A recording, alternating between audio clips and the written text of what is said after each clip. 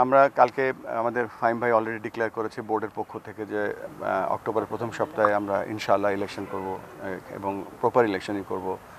এখানে সভাপতি ইলেকশন হয় না, এখানে ডিরেক্টরদের ইলেকশন হয়, সেটা প্রথম লক্ষ্য এবং সেখানে থাকার চেষ্টা করব।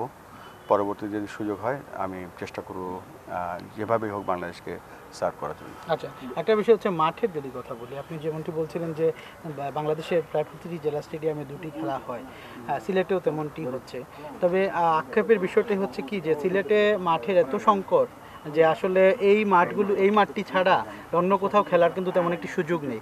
তো মাঠ বৃদ্ধিতে আপনাদের সরাসরি কোনো পদক্ষেপ থাকবে কিনা, না বিশেষ করে লাক্কাতুরা আউটার স্টেডিয়ামটা কি খুদে ক্রিকেটারদের অনুশীলনের জন্য ব্যবহারের উপযোগী করা যায় কিনা? খেলোয়াড় শোনেন, মাঠ এবং খেলোয়াড় এই যে দুটো সম্পর্ক, এই সম্পর্ক যখনই দেখবেন যে মাঠের সংখ্যা বেড়ে গেছে, প্লেয়ার সংখ্যা কমে গেছে, তখন দেখবেন যে ক্রিকেট ডিটেরিওরেটিং। আর যদি দেখেন যে খেলোয়াড়ের সংখ্যা বেশি, মাঠ কম, তার মানে ক্রিকেট পপুলারিটি পাচ্ছে।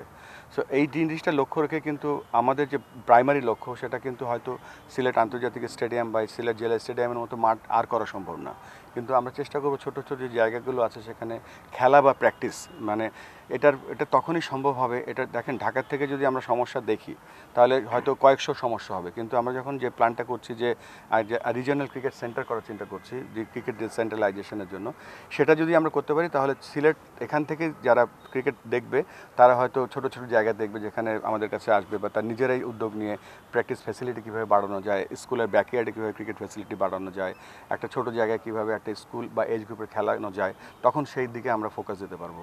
তবে এটা সম্পূর্ণ নির্ভর করছে যখন আমরা রিজিওনাল সেন্টারগুলো তৈরি করে ফেলবো ইনশাআল্লাহ, তখন তাদের যে অনুরোধ বা তাদের যে ফাইন্ডিংসগুলো আসবে সেগুলোর উপরে কাজ করতে হবে।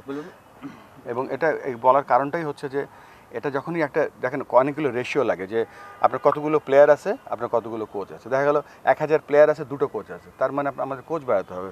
প্লেয়ার অনেক আছে, ফ্যাসিলিটি কম আছে। যে রেশিওগুলো যখন আমরা যত কাছাকাছি আনতে পারবো, ইভেন্ট করতে পারবো, তখন হয়তো আমরা প্লেয়ারদের থেকে পারফরমেন্সও আশা করতে পারবো। এখন যা পারফরমেন্স পাচ্ছি, আমার কাছে মনে হয় যা ফ্যাসিলিটি দিচ্ছি, যে পারফরমেন্স পাচ্ছি, দিস ইজ বোনাস।